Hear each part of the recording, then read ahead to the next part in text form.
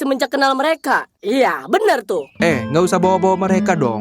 Gue emang lagi pengen banyakin teman aja. Ya kalian juga temen gua. Ayolah. Sorry, Bet. Gue udah bukan temen lu. Ayo, Black. Angie. Lu udah nggak seasik dulu, Bet. Mudah banget lu lupain kita. Ayo, Ndut. Jangan gitu dong, Black. Black.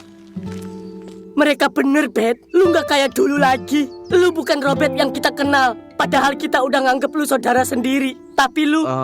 Maaf, Dut, maaf. Gua nggak ada maksud apa-apa. Sumpah, gua emang lagi pengen ngerubah perilaku gua aja. Maksud lu pengen ngerubah diri lu menjadi lebih baik lagi gitu? Iya bener, Dut. Apa salahnya coba? Emang gak bisa ya, Bet? Ngerubah diri menjadi lebih baik sama kita, bukan sama orang lain.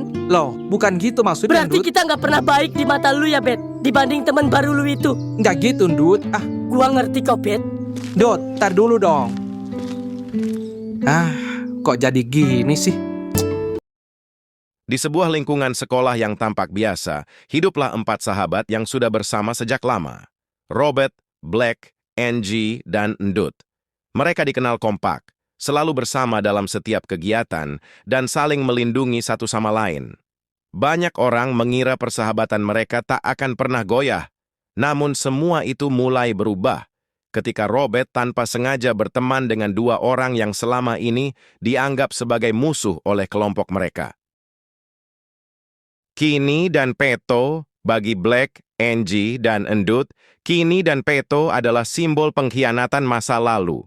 Pernah ada konflik, rasa sakit, dan kekecewaan yang belum sembuh sepenuhnya. Nama mereka saja sudah cukup untuk membangkitkan emosi. Dan Robert justru terlihat akrab dengan mereka. Awalnya, Robert tidak pernah berniat mengkhianati siapapun. Ia bertemu Kini dan Peto secara tidak sengaja. Mereka berbicara, saling mengenal, dan Robert mulai menyadari bahwa keduanya tidak seburuk cerita yang selama ini ia dengar. Mereka berubah, mereka bersikap baik. Tapi Robert tidak pernah menjelaskan hal itu pada ketiga sahabatnya. Kesalahan kecil itu perlahan tumbuh menjadi masalah besar. Black mulai curiga. Angie merasa dikhianati. Ndut menyimpan amarah dalam diam. Mereka melihat Robert tertawa bersama orang yang mereka benci tanpa mengetahui alasan di baliknya. Tanpa bertanya, tanpa mendengar penjelasan. Kesalahpahaman pun lahir. Hari demi hari, jarak di antara mereka semakin terasa.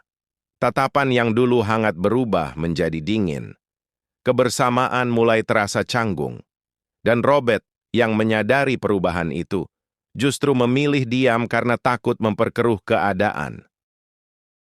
Hingga akhirnya emosi yang terpendam meledak. Di sebuah lapangan kosong, keempat sahabat itu bertemu. Tidak ada tawa, tidak ada canda, hanya amarah dan kekecewaan yang sudah terlalu lama disimpan. Tanpa kata-kata, suasana memanas. Dorongan kecil berubah menjadi pukulan. Persahabatan berubah menjadi perkelahian.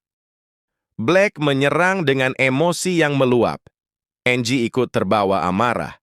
Ndut, yang biasanya tenang, akhirnya ikut terseret dalam kekacauan. Robert mencoba bertahan, bukan untuk menyerang, tetapi karena tidak punya pilihan. Mereka berempat bertarung bukan karena benci, tetapi karena salah paham. Setiap pukulan membawa rasa sakit, bukan hanya di tubuh, tapi juga di hati. Kenangan lama seolah hancur dalam sekejap. Persahabatan yang dibangun bertahun-tahun runtuh hanya karena tidak adanya kejujuran dan komunikasi. Saat tenaga mereka mulai habis, perkelahian itu pun berhenti dengan sendirinya. Keempatnya terjatuh, terengah-engah, terluka, dan dipenuhi penyesalan. Tidak ada yang merasa menang. Tidak ada yang merasa puas. Di saat itulah mereka mulai menyadari satu hal penting. Semua ini seharusnya tidak perlu terjadi. Robert akhirnya memahami bahwa diamnya justru memperburuk keadaan. Black, Angie, dan Ndut menyadari bahwa amarah tanpa mendengar penjelasan hanya akan menghancurkan. Musuh yang mereka benci ternyata bukan alasan utama. Yang menjadi masalah adalah kurangnya kepercayaan di antara mereka sendiri. Hari itu, persahabatan mereka tidak langsung pulih. Luka tidak serta-merta hilang. tapi setidaknya mereka belajar satu pelajaran berharga, bahwa persahabatan sejati bukan tentang siapa yang benar atau salah, melainkan tentang keberanian untuk saling mendengar sebelum saling menyakiti. Dan dari kesalahpahaman itu, mereka perlahan mulai membangun kembali apa yang hampir hancur dengan cara yang lebih dewasa.